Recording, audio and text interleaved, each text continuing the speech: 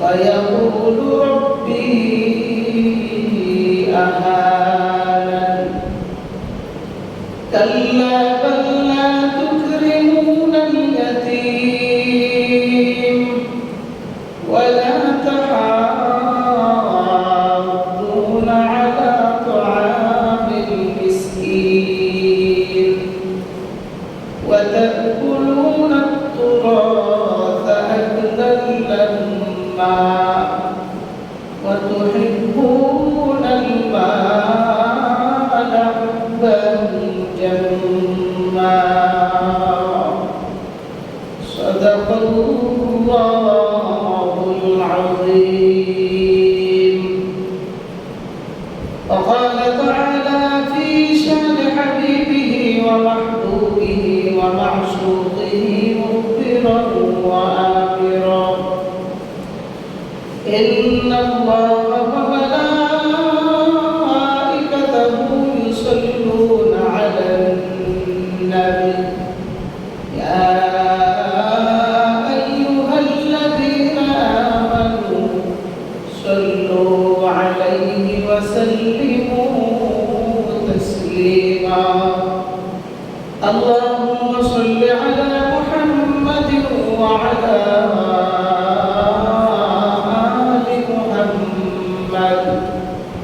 كما صليت على إبراهيم وعلى آل إبراهيم إنك حميد مجيد.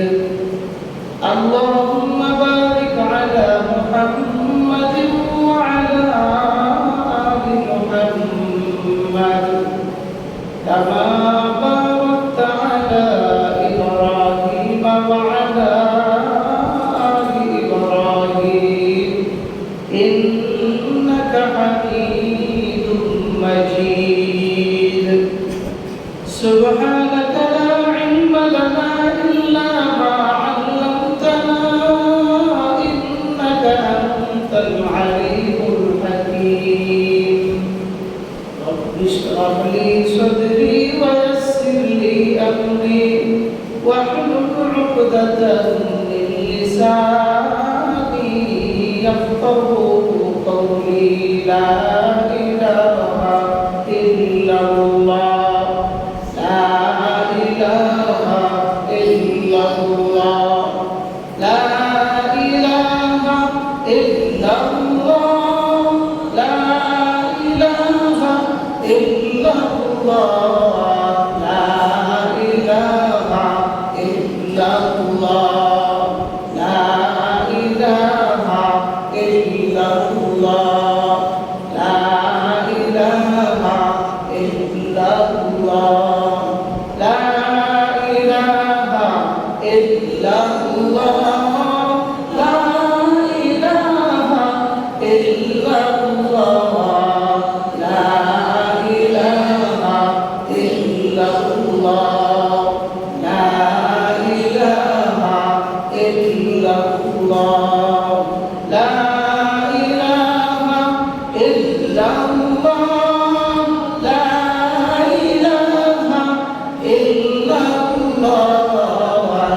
لا إله إلا الله لا إله إلا الله لا إله إلا الله محمد رسول الله صلى الله عليه وسلم. الحمد لله رب العالمين البر شكر مسلم যে মহান দয়াময় রব্বুল আলামিন আমাদেরকে জুমার নামাজ আদায়ের লক্ষ্যে আল্লাহ তাআলার ঘরে আসার বসার আল্লাহ কুদরতি কদমে সাজদা দেওয়ার সুযোগ আল্লাহ তাআলা দান করেছেন। এই জন্য অন্তরের অন্তঃস্থল থেকে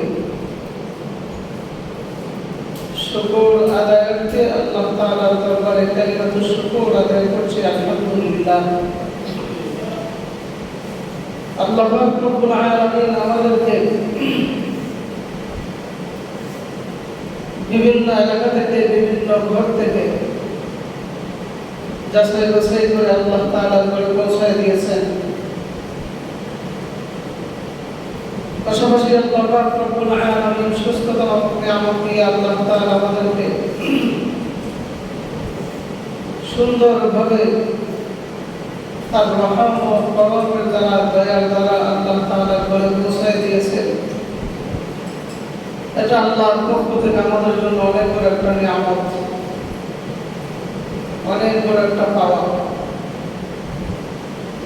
আল্লাহ রাব্বুল আলামিন আমাদেরকে ভালোবাসেন বিধায় তার ইবাদত করার আল্লাহ তাআলা সুযোগ দান করেন। আর যাকে আল্লাহ তাআলা ভালোবাসেন না, যে আল্লাহর হেদায়েতের রাস্তায় চলতেও চায় না, তাকে আল্লাহ ইবাদত করার জন্য সুযোগও করে দেন না। কারণ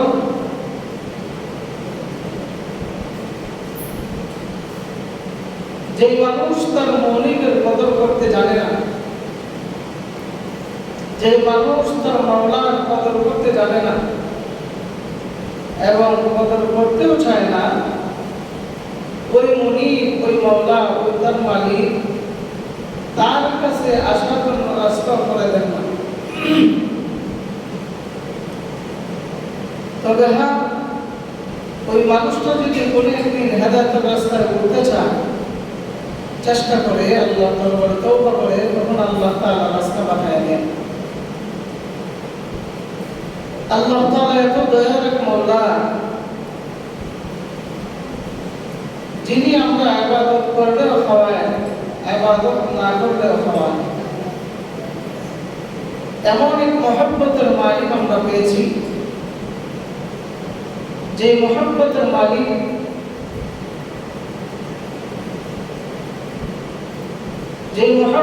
মালিকের কাছে শুধু তার মনোনীত ধর্মের মানুষই নয়, ভিন্ন ধর্মের অধিকারী মানুষও আল্লাহ তাআলাকে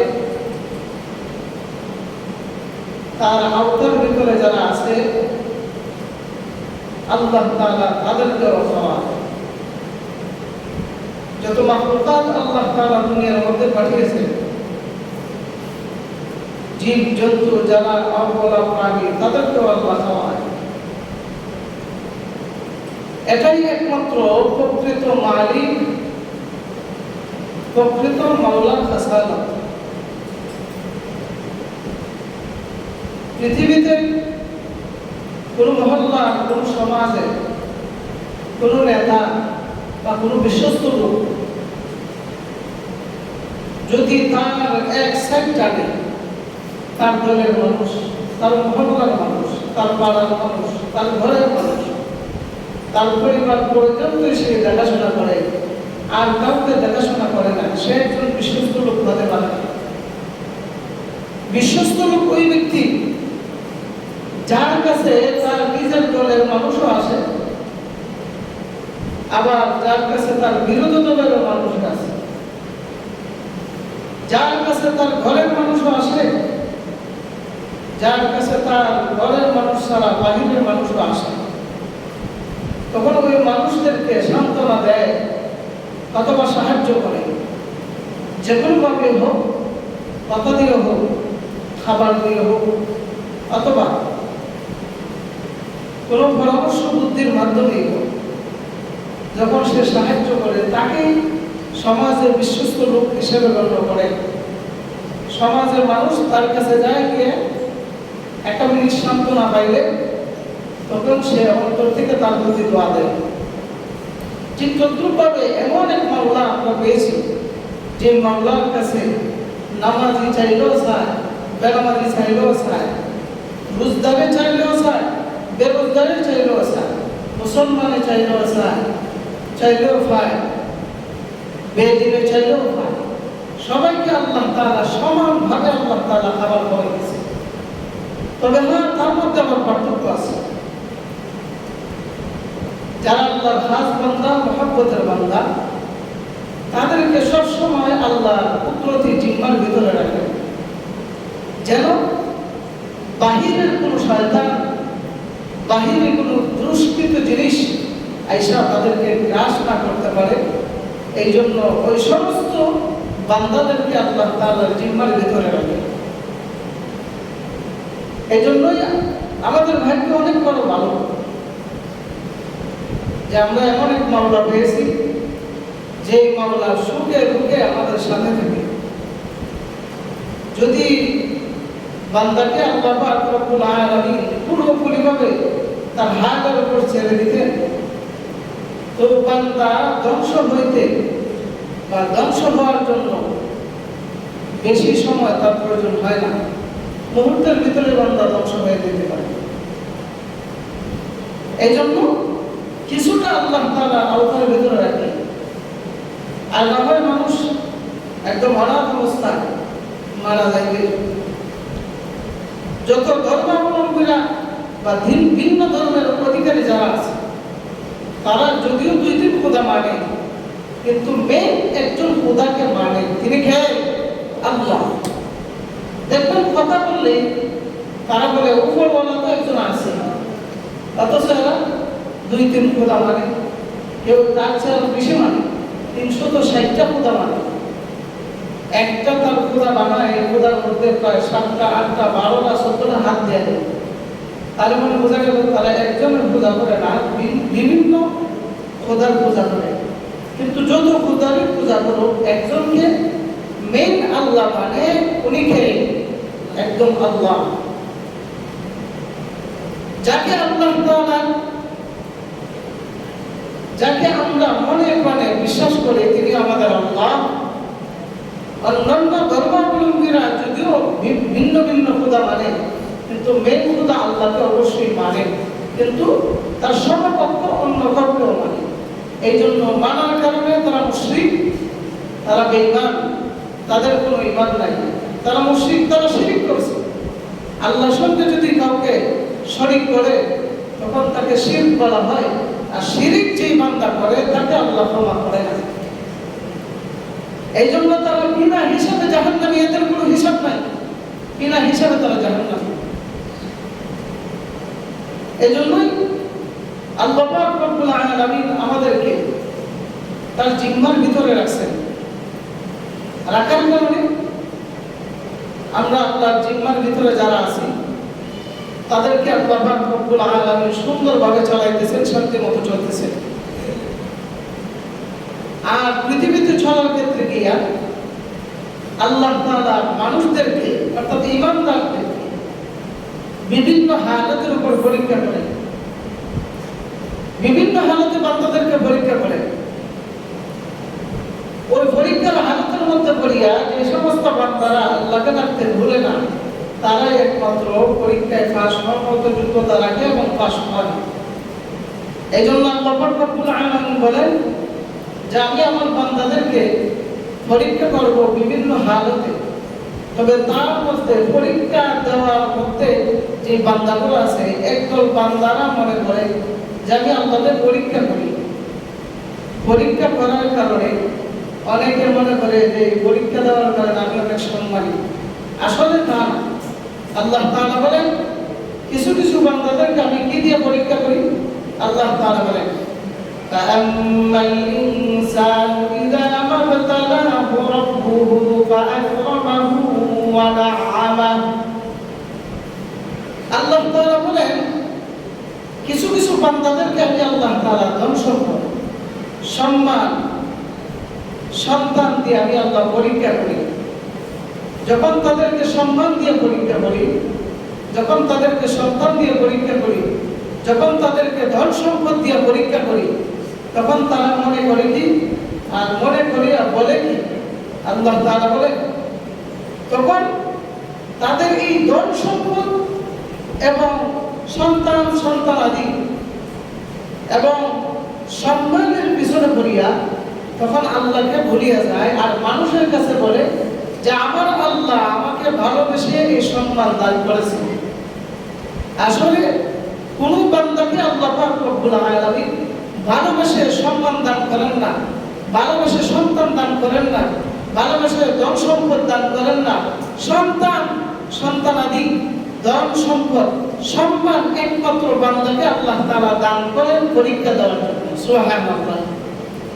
তখন ওই বান্দারা এই সম্মান পাইয়া সম্পদ পাইয়া তখন কি বলে, ফায়াকুলু রাব্বি আকরামান। ওই বান্দারা মানুষদেরকে বলে আমার আল্লাহ আমাকে সম্মান দান করেছেন, সম্পদ দান করেছেন, আমাকে সম্মান দান করেছেন।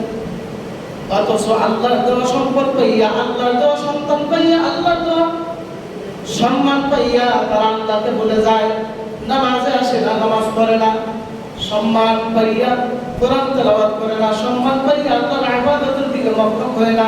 অথচ মানুষের কাছে বইলা বেড়ায় আমার আল্লাহ ভালোবেসে আমাকে এই সম্মান দান করেছেন। বলেন নাউযুবিল্লাহ। মানুষকে একমাত্র সম্মান দান করেন, সম্পদ দান করেন, সন্তান দান করেন একমাত্র মানুষকে পরীক্ষা করার জন্য। আল্লাহ তাআলা বলেন কিছু কিছু বান্দারা এরকম আছে যে আম্মাল ইনসানু ইযা মাবতালাহু রাব্বুহু ফাআকরামাহু ওয়া নাআমা।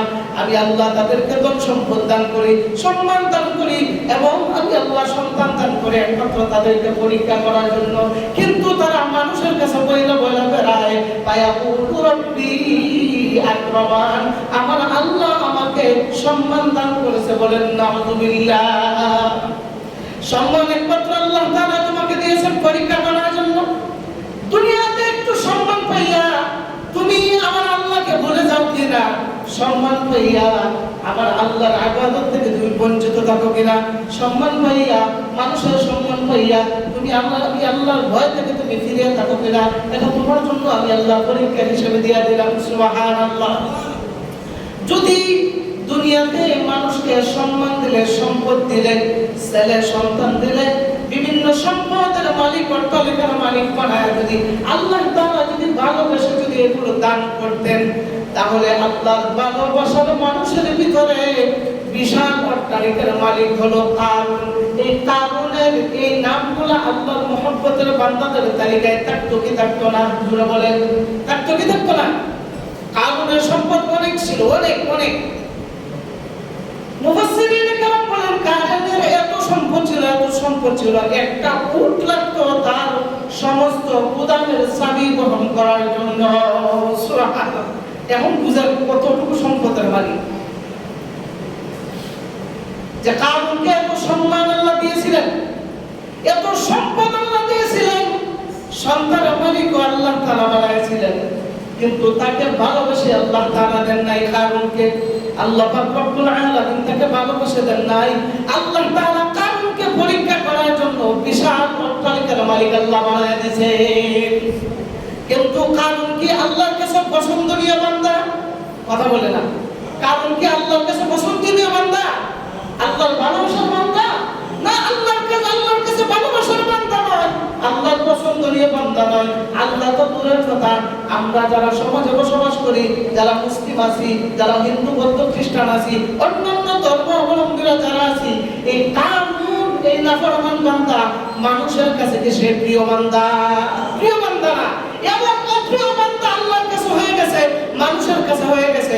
আমাকে একটা জবাব দেন তো, আজও পর্যন্ত মুসলিম ধর্ম বাদ দিলাম, ইসলাম ধর্ম বাদ দিলাম, অন্যান্য ধর্ম অবলম্বীরা যারা আছে, আজ পর্যন্ত দেখছেননি কারো সন্তানের নাম কারুন রাখতে? দেখছেননি? রাখছেনি কেউ? অন্যান্য ধর্মের হিন্দু, বৌদ্ধ, খ্রিস্টান যারা আছে, অন্যান্য ধর্ম অবলম্বীরা যারা আছে, এদের সন্তানের নাম কেউ কারুন, ফেরাউন, নমরুদ রাখতে দেখছে? এখন বুঝেন, এমন দিনান্বিত আল্লাহ তাআলা বানাইছে, মুসলিম জাতির কাছে তো বানাইছে নেই আল্লাহ তাআলা, অন্যান্য ধর্ম অবলম্বীরা যারা আছে, তার ভক্তবৃন্দরা যারা আছে, তাদের কাছে আল্লাহ তাআলা দিনান্বিত বানাইছেন। বলেন নাউযুবিল্লাহ। এই জন্য সন্তান, সম্পদ, সম্মান যা কিছু আছে, এগুলো আল্লাহ তাআলা আপনি আমাদেরকে পরীক্ষা করার জন্য দেন।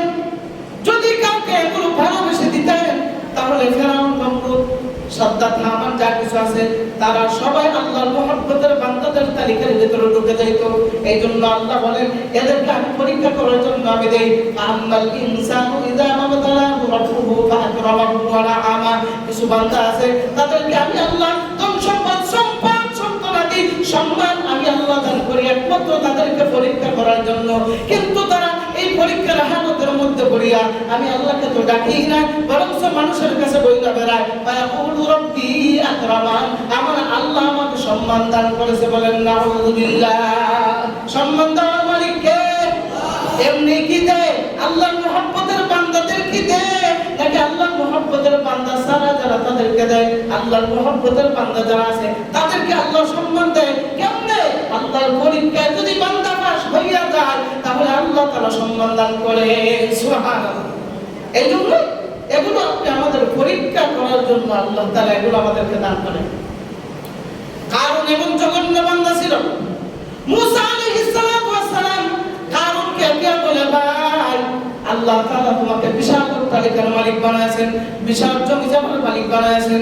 আল্লাহ পাক রব্বুল আলামিন যে সম্পদ তোমাকে দান করেছেন, এই সম্পদ থেকে তুমি কিছু যাকাত দাও, এই সম্পদ থেকে আল্লাহর রাস্তায় দান করো। কারণ অস্বীকার যায় এগুলো আমার আল্লাহ দেয় না, এগুলো আমার আদায়কৃত, আমার গাম জ্বালানো টাকা পয়সা দিয়ে এগুলো সম্পদ। বলেন নাউযুবিল্লাহ। মুসা আলাইহিস সালাতু ওয়াস সালাম কারণকে বারবার বলতেছে তুমি আল্লাহর রাস্তায় দান করো, না হয় আল্লাহর কাছে তুমি দর করে যাইবা। মুসা আলাইহিস সালাতু ওয়াস সালাম বারবার তাকে যখন বলে সে মানে না। অবশেষে কি হলো, মুসা আলাইহিস সালাতু ওয়াস সালামের এক বিরুদ্ধে তার সাথে তার বিরুদ্ধে একজন নারীকে লেলিয়ে দিল। বলেন নাউযুবিল্লাহ। একজন নারীকে বলল তুমি মুসার বিরুদ্ধে গিয়ে মামলা করো, মানুষের কাছে হাঁটা বলো যে মুসা আলাইহিস সালাতু ওয়াস সালাম আমার সঙ্গে অবৈধ সম্পর্ক করেছে। বলেন নাউযুবিল্লাহ। কোন নবীর খাসালত কি এমন হয়? কোন নবীর খাসালত এমন হয় না। মুসা আলাইহিস সালাতু ওয়াস সালাম এই কথা বলার পর তার পিছনে এই নারীকে যখন লেলিয়ে দিল, আল্লাহ তাআলা মুসা আলাইহিস সালাতু ওয়াস সালামকে বলেন, হে মুসা তুমি থামো, তোমার চিন্তা করার কারণ নাই। আমার পয়গম্বরদের পিছনে যারা লেগে যায় আমি আল্লাহ তাদেরকে উচিত শিক্ষা দিয়ে ছাড়ি। সুবহানাল্লাহ। এমনি কারণকে কি বললো আল্লাহ তাআলা মুসা আলাইহিস সালামকে বললেন তুমি সরো, কারণকে আমি এই মুহূর্তে শাস্তি দিতেছি। তার যত সম্পদ ছিল সব তার গলার ভিতরে বেঁধে দাও, তার গলার মধ্যে তার সন্তান সম্পত্তি যা কিছু আছে সব গলার ভিতরে বেঁধে দিল। বেঁধে দেওয়ার পর সে আস্তে আস্তে জমিনের মধ্যে দাবা শুরু হয়েছে। নাউযুবিল্লাহ বলেন। দাবা শুরু হয়েছে। মুফাসসিরিনে কেরাম বলে এই যে দাবা শুরু হয়েছে কিয়ামত পর্যন্ত, আজও পর্যন্ত ওই সে নিচে যাইতেই আছে। সুবহানাল্লাহ। এখন বুঝেন তাদের অবস্থা কেমন হালত। এই জন্য আল্লাহ বলেন যে সন্তান সম্পদ সম্মান যা কিছু আছে এগুলো আমি আল্লাহ বান্দাদেরকে পরীক্ষা করার জন্য দেই। সাবধান, এই পরীক্ষার ভিতরের মধ্যে পড়িয়া সাবধান আমি আল্লাহকে ভুলে যেও না। যদি আমি আল্লাহকে ভুলে যাও তাহলে সাবধান তোমাদের ঈমান ইজ্জত যা কিছু আছে সব ধ্বংস হয়ে যাবে। বলেন নাউযুবিল্লাহ। এই জন্য আল্লাহ বলেন বান্দাদেরকে আমি দান করি। ওয়া আম্মা ইযা মাবতালাহু ফাকাদারা আলাইহি রিজকা। আল্লাহ তাআলা বলেন আমি আল্লাহ তাদেরকে রিজিক দান করি। কিছু কিছু লোক এমন আছে যে তারা অভাবের মধ্যে পড়িয়া ও রিজিকের সংকটের মধ্যে পড়িয়া তখন আল্লাহকে তারা দোষারোপ করা শুরু করে। বলেন নাউযুবিল্লাহ। কিছু কিছু মানুষ এমন আছে ওয়া আম্মা ইযা মাবতালাহু ফাকাদারা আলাইহি রিজকা, যে কিছু কিছু মানুষ এমন আছে যে অভাবের মধ্যে পড়ছে, অভাবের মধ্যে পড়িয়া গরিবী হালতের মধ্যে পড়িয়া তখন আল্লাহকে দোষারোপ করা শুরু করে। নাউযুবিল্লাহ মিন যালিক। এমন লোক আছে না যে এখন একটু আগে একটু অবস্থানটা ভালো ছিল, ভালো হওয়ার কারণে সে একটু ভালো খেয়েছে, ভালো চলছে। এখন দেখা যায় হঠাৎ করে সে গরিব হয়ে গেছে বা হঠাৎ করে তার দুর্গতি এসে গেছে। এসে আসার কারণে এক পর্যায়ে কি করে তখন আল্লাহকে দোষারোপ করা শুরু করে। কি করে? আয়াকুলু রাব্বি আহানা। নাউযুবিল্লাহ বলেন। তখন ওই বান্দা বলতে থাকে যে আমার আল্লাহ আমার উপর নিশ্চিত তিনি আমার উপর অন্যায় করেছে। বলেন নাউযুবিল্লাহ। বলে কেন অন্যায় করেছে? অন্যায় করা কেন হলো? আমি তো বড় ভালো চলছিলাম, তো আমাকে আল্লাহ কেন অভাব দিলেন? আরে ভাই তুমি অভাবে পড়া মানে আল্লাহর দরবারে তোমার পরীক্ষা দেওয়া। সুবহানাল্লাহ। একজন মানুষ সুখে আছে, আজীবন সে সুখে থাকতে পারে না। একবার না একবার তার কপালে দুঃখ আসবে। সুখ দুঃখ মিলাই মানুষ। এই জন্য দুঃখের অবস্থা আবার কত চলে আসে, চলে আসার পর তখন আল্লাহকে এইভাবে দোষারোপ করা যাবে না। আল্লাহ বলেন কিছু কিছু মানুষ এমন আছে, ওয়া আম্মা ইদা মাবতালাহু ফাকাদারা আলাইহি রিজকা, তাদের রিজিকের মধ্যে যখন অভাব চলে আসে, অভাব অনটন যখন চলে আসে, সম্মানের মধ্যে যখন আঘাত চলে আসে, কষ্টে যখন তার দিন কাটায়, তখন তারা আমাকে দোষারোপ করা শুরু করে। তখন বলে আয়াকুলু রাব্বি আহানান, আমার আল্লাহ আমার সাথে দুশমনি শুরু করছে। বলেন নাউযুবিল্লাহ। আল্লাহ কারো দুশমন হতে পারে? কথা বলে না।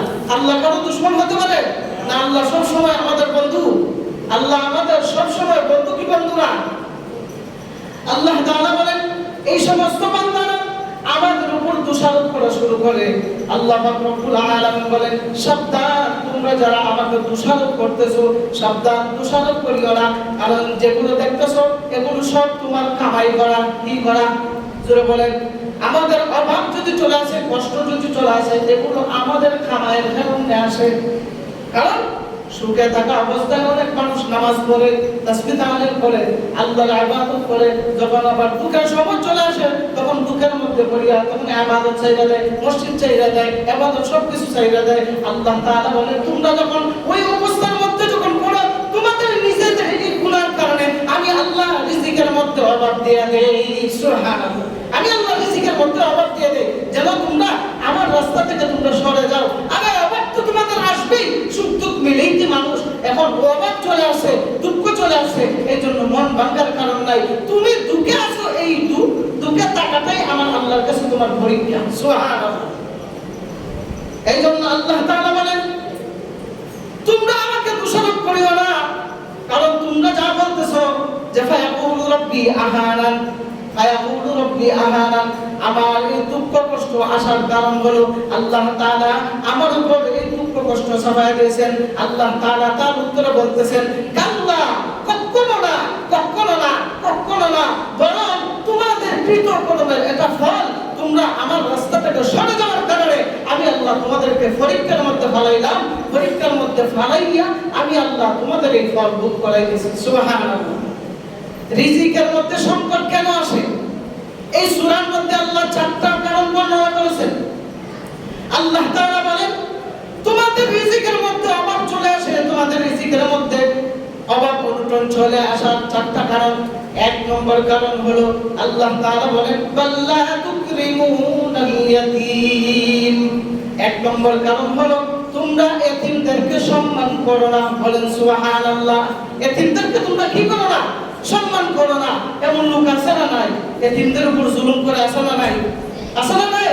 যে তার বাবা মারা গেছে, এখন খালি চতুর্দিকে খালি ঘোরাফেরা করে, কিভাবে তার সম্পদগুলা, তার অর্থ সম্পদগুলা লুটে নেওয়ার চেষ্টা করে সব সময়, অনেক সময় চেষ্টা করে যে তাদেরকে কোনো ফেসের মধ্যে ফেলাইয়া তার বাড়ি, তার ঘর, তার যে জায়গা জমি আছে তাদের দখলে নেওয়া যায় কিনা, অথবা সব সময় চেষ্টা করে তাদেরকে ঠকানো যায় কিনা। এটা শিকার আমি হয়েছি, এটা শিকার আমি হয়েছি। তবে এমন লোকগুলা আপনার এই ক্ষতিগুলা করবে, একদম কাছের মানুষগুলা, দূরের কোনো মানুষকে এই ক্ষতিটা করবে না।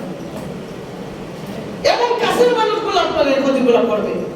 এজন্য আল্লাহ বলেন তোমাদের রিজিকের মধ্যে সংকট আসার এক নম্বর কারণ হলো বাল্লা তুকরিমুনাল ইয়াতীম। ইয়াতীমকে তোমরা যথাযথভাবে সম্মান করতে পারো না। তাহলে আমরা ইয়াতীমকে সম্মান করব কিভাবে? ইয়াতীমরা তো সবসময় প্রায় সময় ছোট থাকে, তাদেরকে আবার সম্মান কিভাবে করা হয়? আল্লাহ রাসূল বলেন তাদেরকে সম্মান করা মানে তাদের হক বুঝায় দেওয়া, তাদের বাড়িঘর বুঝায় দেওয়া, তাদের জায়গা সম্পত্তি যা কিছু আছে পুরোপুরিভাবে তাদেরকে বুঝায় দেওয়া, তাদের হক না মানাটাই তাদের প্রতি সম্মান। সুবহানাল্লাহ। এই জন্যই এতিমদের উপর কখনো আঘাত করবেন না। সাবধান, এই সুযোগে সদ্ব্যবহার করবেন না, তার চেয়েও ডাবল যাবে। এটার ফলাফল আমি পাইছি আলহামদুলিল্লাহ। আল্লাহর উপর তাওয়াক্কুল করে আসছিলাম, তাওয়াক্কুল করে থাকছিলাম, টাকার একটা জ্বলন্ত প্রমাণ আল্লাহ তাআলা আমাকে দিয়েছেন। বলেন আলহামদুলিল্লাহ। এই জন্য এটা থেকে শিক্ষা গ্রহণ করুন যে এতিম সন্তানদের সঙ্গে যারা লাগালাগি করে, যারা সবসময় পিছনে লেগে থাকে, আল্লাহর কসম তাদের ফলাফল ভালো হয় না। কারণ এতিমরা তো একদম অসহায় অবস্থা, মাজলুম, যাদেরকে মাজলুম বলা হয়, তাদেরকে কেউ ধরার মতো নয়, সবার মতো নয়, তাদেরকে হেল্প করার মতো নয়। ওই মাজলুমদেরকে যদি আপনি ক্ষতি করেন, তার চেয়ে আরো ডাবল ক্ষতি আল্লাহ তাআলা আপনাকে করাবেন। বলেন নাউযুবিল্লাহ। তাহলে আমরা রিজিকের মধ্যে অভাব আসার এক নম্বর কারণ হলো আল্লাহ তুকরিমুনাল ইয়াতীম। ইয়াতীমের সাথে যদি কেউ সম্মান না করে, ইয়াতীমকে যথাযথভাবে যদি কেউ সম্মান না করে, যদি তার হক যদি বুঝায় না দেয়, আল্লাহ তাআলা তার সম্পদের মধ্যে, তার রিজিকের মধ্যে আল্লাহ অভাব এনে দিবে বলেন নাউযুবিল্লাহ। আল্লাহ তাআলা বলেন ইয়াতীমের সম্পদ যে আছে এই সম্পদটা কিন্তু সাধারণ না, সাবধান, এদের মাল কিন্তু বক্ষণ করবে না। যদি অন্যায়ভাবে তাদের মাল যদি বক্ষণ করো, আল্লাহ তাআলা বলেন তাদের অবস্থা কেমন হয়। আল্লাহ বলেন ইয়া আইয়ুহাল্লাযীনা আমানু লা তাকুলু আমওয়ালাকুম বাইনাকুম বিল বাতিল। আল্লাহ তাআলা বলেন হে ঈমানদারগণ, তোমরা অন্যায়ভাবে কারো সম্পদ বক্ষণ করবে না। কারণ যদি কারো সম্পদ যদি অন্যায়ভাবে যদি কোনো আল্লাহর বান্দা যদি বক্ষণ করে, সে যত বড় আল্লাহওয়ালা হোক, আল্লাহ তাআলা তার সমস্ত আমলগুলো বরবাদ করে দিবে বলেন নাউযুবিল্লাহ। সাধারণ একটু জায়গা জমির জন্য, সাধারণ একটু ঘরের জন্য আপনি যদি আপনার এই এতিমদের সুযোগে সৎ ব্যবহার করেন, আল্লাহ তাআলা বলেন তার পিছনের সমস্ত যত আমল আছে আল্লাহ সব বরবাদ করে দিবেন বলেন নাউযুবিল্লাহ। শুধু তাই নয়, আল্লাহ তাআলা বলেন এতিমের প্রতি তোমরা সৎ আচরণ, সৎ করে নেওয়া হোক। কারণ এতিমদেরকে যারা সম্মান করে, এতিমদেরকে যারা ইজ্জত বাড়ায় দেয়, এতিমদের মাল যারা বক্ষণ করে না, আল্লাহ তাআলা তাদের ইজ্জত সম্মান বাড়ায় দেন। সুবহানাল্লাহ। এতিমরা যারা আছে তাদের মাল যদি কেউ আত্মসাৎ করে, তাদের মাল যদি কেউ বক্ষণ করে, আল্লাহ তাআলা বলেন তারা কি খাইলো কি করলো দেখো। আল্লাহ তাআলা বলেন ইন্নাল্লাযীনা ইয়াকুলুনা আমওয়ালাল ইয়াতামা যুলমান ইন্নামা ইয়াকুলুনা ফি বুতুনিহিম নারা। নাউযুবিল্লাহ বলেন। আল্লাহ তাআলা বলেন এতিমের মাল যদি কেউ বক্ষণ করে, এতিমের মাল যদি কেউ অন্যায়ভাবে আত্মসাৎ করে, মাল খাইলো না, ধন সম্পদ খাইলো না, তার ভিতরে, তার পেটের ভিতরে জাহান্নামের আগুন ঢুকালো বলেন নাউযুবিল্লাহ। তার পেটের ভিতরে কি ঢুকাইলো? জাহান্নামের আগুন, জাহান্নামের আগুন ঢুকাইলো। অর্থাৎ বান্দা যখন হাসরের ময়দানে দাঁড়ায় যাইবে, তখন তার পেটের ভিতরে জাহান্নামের আগুন জ্বলবে বলেন নাউযুবিল্লাহ। তাহলে এতিমদের মাল বক্ষণ করা লাভ না লস? আজুর বলেন না, লাভ না লস? সাবধান, খুব কেয়ারফুল থাকবেন। এমন কি যদি এতিমের মাল যদি কেউ বক্ষণ করতে দেখেন, প্রয়োজনে তাকে বুঝাইবেন ভাই এগুলো করা ভালো না। আজকে তার মা নাই, বাপ নাই, তার কেউ নাই, তুমি সুযোগে সৎ ব্যবহার করতে চাইতেছো।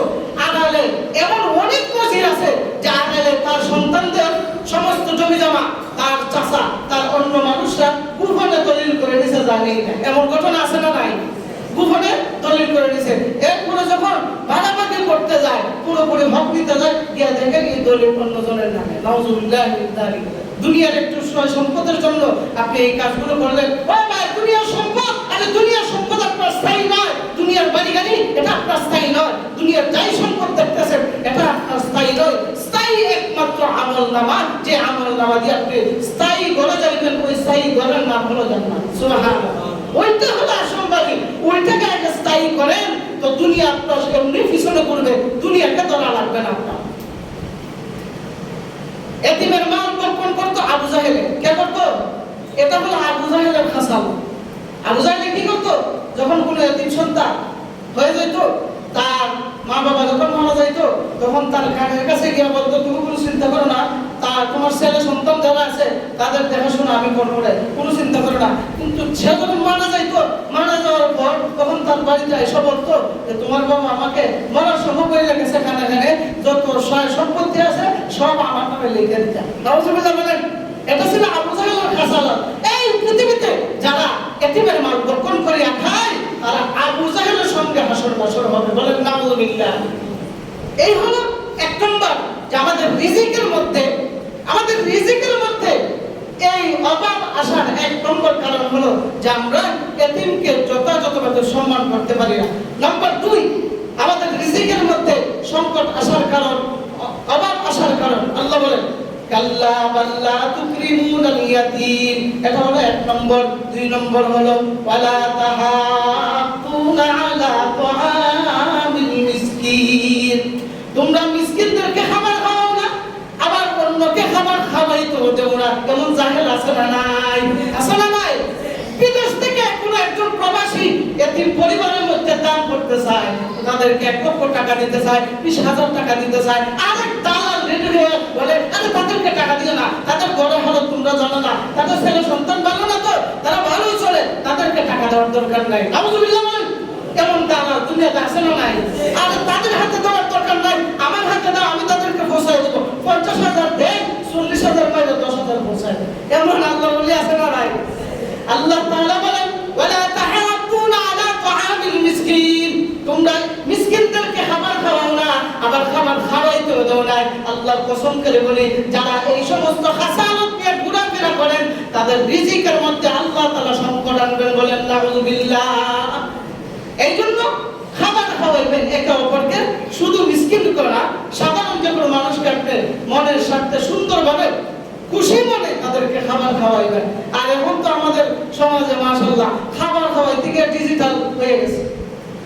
কেউ যদি কাউকে দাওয়াত দেয় তো তার বিনিময় লাগে, বিনিময় বুঝেন তো, বিনিময় লাগে। ছেলের মুসলমানে ঘরাইবার বড় একটা অনুষ্ঠান করে বলেছে, খাতার কলম নিয়ে বলেছে, টেবিল নিয়ে, যে মানুষ দিবে, আরে ভাই তুমি কি ভিক্ষা পাচ্ছ নাকি? ভিক্ষা পাচ্ছ নাকি? তোমার টাকার বিনিময়ে তোমার ছেলের মুসলমানি করাইছো, এর জন্য মানুষের কাছ থেকে সালামি নিছো, সম্পূর্ণ হারাম। এগুলো কোথা থেকে পাইলা? বিবাহ সাথে করাইবে টেবিলের তলের পয়সা দেয়, এটা কি? এটা কি? এটা একদম ভালো নয়, সাবধান। আল্লাহ তাআলা বলেন কি, যে আল্লাহর মুমিন বান্দারা যারা আছে, আল্লাহর মুমিন বান্দারা যারা আছে, তারা আল্লাহর মহব্বতের বান্দাদেরকে খাবার খাওয়ায় একদম নিঃস্বার্থভাবে। বলেন সুবহানাল্লাহ। একদম নিঃস্বার্থভাবে খাবার খাওয়ায়, টেবিলের তলে বসে থাকে মানুষদের খাও। আমি অনেকটা প্রায় সময় জিগাই, আপনারা বিবাহ দাওয়াত দিছি, কখন দাওয়াত দিছেন? যাইতেন না এখন? না কেরে সালামির টাকা নাই, কি নাই? সালামির টাকা নাই। চিন্তা করছেন আপনারা সমাজটা কোথায় গেছে? অথচ একদম আল্লাহর জন্য, লিওয়াজিহিল্লাহ, আল্লাহর জন্য একটা দাওয়াত দেওয়া খাওয়ানোর দরকার ছিল। খাওয়াইয়া বলতো ভাই আমার ছেলেটার জন্য, আমার মেয়েটার জন্য দোয়া করেন, তাদের দাম্পত্য জীবন যেন সুখর হয়, আল্লাহর কাছে দোয়া করেন। আপনাদের দোয়া প্রয়োজন, আপনারা যদি দোয়া করেন অবশ্যই তাদের সংসার আল্লাহ আমলে রূপান্তরিত করবে, শান্তিতে রূপান্তরিত করবে। এগুলো তো বলেই নাই, বরং খাতা দেখে কে কে দিছে না দিছে, আর যে দিছে না এর একটা মহামারী খাজালত আছে না নাই? সাবধান, এগুলো করেন না। হ্যাঁ, আপনার ছেলের বিবাহ শাদী লাগাইছেন, মেয়ের বিবাহ শাদী লাগাইছেন, আপনি মানুষদেরকে দাওয়াত দিচ্ছেন, দাওয়াত দেওয়ার পর সে যদি ইচ্ছাকৃতভাবে আপনাকে আড়ালে, প্রকাশে না, আড়ালে যদি আপনার হাতের মধ্যে হাদিয়া দেয় আর বলে ভাই আপনার ছেলে সন্তানকে বললেন, আপনার মেয়েকে বললেন, অথবা আপনার ছেলেকে বললেন, এটা যেন তারা খরচ করে ফেলে, এটা হলো হাদিয়া, এটা সম্পূর্ণরূপে জায়েজ, এটা কোনো মানুষের উপর জুলুম হয় না। আল্লাহ তাআলা বলেন একে অপরকে দাওয়াত খাওয়াইবে একমাত্র আমি আল্লাহর জন্য। সুবহানাল্লাহ। আমার কথা না আল্লাহর কথা। আল্লাহ বলেন ইন্নামা নুতইমুকুম লিওয়াজহিল্লাহি লা নুরিদু মিনকুম জাযাআন ওয়ালা শুকুরা। সুবহানাল্লাহ বলেন।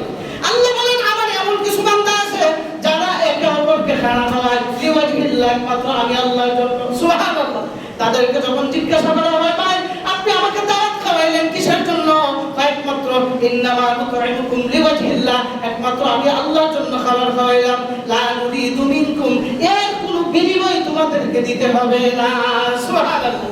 বলে তাই নাকি? বলে হ্যাঁ। বলে শুধু তাই নয়, আল্লাহ তাআলা ওই প্রিয় বান্দারা বলে, ওই প্রিয় বান্দা বলে লা নুরিদু মিনকুম জাযাআ ওয়ালা শুকুরা, এমন কি তুমি যে খাবার খাইলা আমাকে ধন্যবাদ জানানোর দরকার নাই, শুকরিয়া কৃতজ্ঞতা প্রকাশ করার দরকার নাই, শুধু একটু দোয়া করুন। সুবহানাল্লাহ।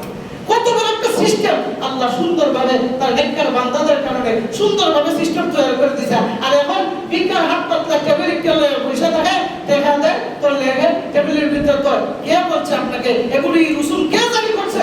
সাবধান, এগুলো নিঃস্বার্থ মানুষদের উপর জুলুম করা হয়। আরে ভাই আপনার কাছে আসছে, আপনার উপর খুশি হইয়া, আপনার ছেলে সন্তানের উপর খুশি হইয়া যদি আপনাকে আড়ালে এই হাদিয়াটা দেয়, এটা কাজে লাগবে, এটার দ্বারা আল্লাহ তাআলা সওয়াব দান করবেন। আর প্রকাশ্যে আমি 2000 দিলাম, 3000 দিলাম, লেখো দাঁড়ায় লেখো অমুক মিয়া 3000, অমুক মিয়া 2000। আরে বাবা মানুষের লিস্ট কি দেখাই বললে এগুলো করে?